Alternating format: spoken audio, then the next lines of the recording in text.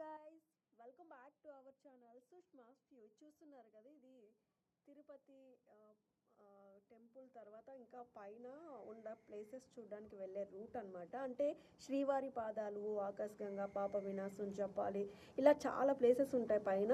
మనం చక్కగా చూడొచ్చు. వెళ్తూ ఉంటా సీనరీ కూడా చాలా బాగుంటుంది. చూస్తూ ఉన్నారు కదా.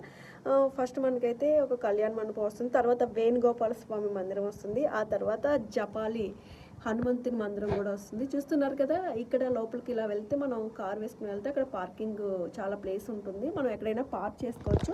అలాగే జీప్స్ కూడా అవైలబుల్ ఉంటాయి అక్కడ.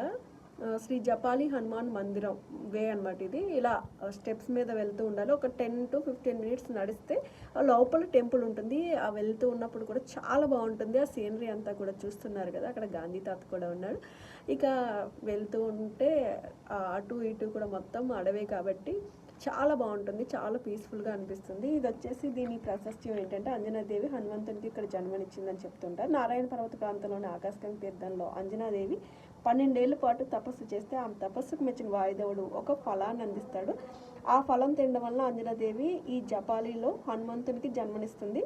కాబట్టి హనుమంతుడు పుట్టిన స్థలం కాబట్టి వెంకటాచలానికి అంజనాద్రి అనే పేరు కూడా వచ్చిందని ద్వాదశ పురాణాలు చెబుతూ ఉంటాయి. ఇక జపాలి తీర్థంలో హనుమ జన్మస్థలానికి ప్రతీకగా అయితే ఈ ఆలయాన్ని నిర్మించారని చెబుతూ ఉంటారు. ఈ ఆలయం 15వ శతాబ్దంలో విజయ రాఘవరాయలు నిర్మించినట్టయితే చెబుతున్నారు. ఇక ఇక్కడ చూస్తున్నారు కదా, టెంపుల్ అయితే చాలా చిన్నగా, అక్కడ కోనేరు కూడా ఉంటుంది. చాలా బాగుంటుంది, చాలా ప్రశాంతంగా ఉంటుంది. తిరుపతి వెళ్ళిన వాళ్ళు ఎవరైనా కూడా అక్కడ హనుమంతుని దర్శనం చేసుకుంటూ ఉంటారు. ఎవరైనా తెలియని వాళ్ళు ఉంటే కూడా వెళ్ళొచ్చు. తిరుపతి ఈసారి వెళ్ళినప్పుడు అక్కడ జీప్స్ అవైలబుల్ ఉంటాయి. మనం స్పెషల్గా జీప్ కట్టించుకుంటే మాత్రం 2000 అలా తీసుకుంటారు. ఇలా బస్సెస్ కూడా అవైలబుల్ ఉంటాయి టైం టు టైం.